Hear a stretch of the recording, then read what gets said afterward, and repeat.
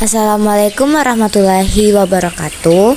Kami dari kelompok 8 yang akan membawakan materi kedua yang berjudul proses pencernaan dan absorpsi protein. Yang pertama, anggota kelompoknya ada Nurhanisa, Desika Mentari Ningrum, Nur Hafifah Amalia, Nur Mayanti, dan Ernita. Protein berasal dari bahasa Yunani, proteos, yang artinya utama atau yang didahulukan. Kata ini diperkenalkan oleh seorang ahli kimia Belanda, yaitu Gerardus Mulder 1802-1880.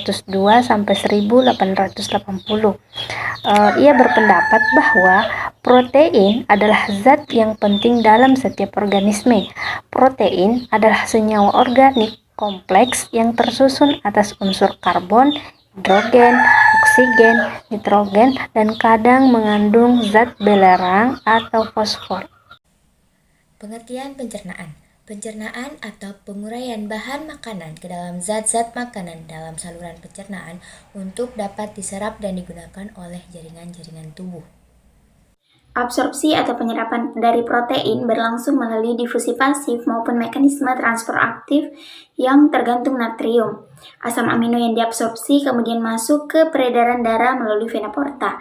Selain mengabsorpsi asam amino dari makanan, mukosa usus juga mengabsorpsi cukup banyak asam amino endogen kurang lebih 80 gram per hari yang berasal dari sekresi ke dalam usus halus dan sel yang terkelupas dari permukaan mukosa. Struktur molekul protein. Berdasarkan struktur molekulnya, protein dapat dibagi menjadi dua golongan utama, yaitu protein globuler dan protein fiber. Protein globuler yaitu berbentuk bulat ataupun elips dengan rantai polipeptida yang berlipat. Umumnya, protein globuler larut dalam air, asam, basa, atau etanol. Contohnya, albumin, globulin, dan glutalin. Protein fiber yaitu protein berbentuk serat atau serabut dengan rantai polipeptida memanjang pada satu sumbu. Hampir semua protein fiber menggunakan peran struktural atau pelindung. Protein fiber pada rambut, kolagen pada tulang rawan, dan fibroin pada sutra. Selanjutnya, rongga mulut dan kerongkongan. Di rongga mulut, proses pencernaan protein melibatkan kerja gigi dan lidah. Gigi dalam hal ini berfungsi untuk memperkecil ukuran makanan, sedangkan lidah berguna dalam mempermudah lewatnya makanan yang dikunyah untuk melewati kerongkongan, baik di rongga mulut maupun dalam kerongkongan. Nah, protein secara khusus belum mengalami proses pencernaan yang sebenarnya. Selanjutnya, yaitu lambung. Nah, di lambung, protein yang tertampung akan bereaksi dengan enzim pepsin yang berasal dari getah lambung. Enzim pepsin sendiri hanya akan terbentuk jika asam lambung atau HCl menemukan protein dan melakukan penguraian rangkaiannya. Nah, penguraian rangkaian protein dalam lambung secara biokimia akan menstimulasi pepsin pasif menjadi pepsin aktif. Enzim pepsin memecah ikatan protein menjadi gugus yang lebih sederhana, yaitu pepton dan proteosa. Kedua, gugus ini merupakan polipeptida pendek yang masih belum dapat diabsorpsi oleh jonjol usus. Nah, selanjutnya usus halus. Polipeptida pendek yang dihasilkan dari reaksi enzim pepsin dan protein kemudian akan bercampur dengan enzim protease atau erepsin di dalam usus halus. Nah, protease ini berasal dari pankreas yang disalurkan ke usus halus melalui dinding membran.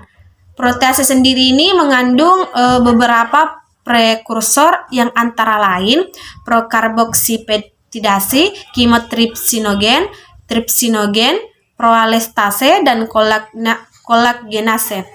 Selanjutnya, usus besar dan anus.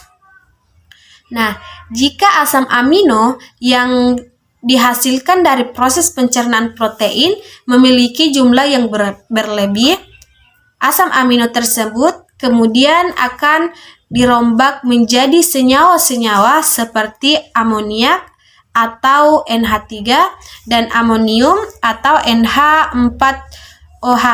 Pada tahap selanjutnya, semua senyawa ini kemudian dibuang melalui saluran kencing atau bersama dengan feses.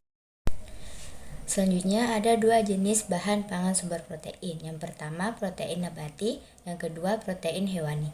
Jadi yang pertama itu protein nabati. Protein nabati merupakan sumber protein yang berasal dari tumbuhan, misalnya seperti kacang-kacangan.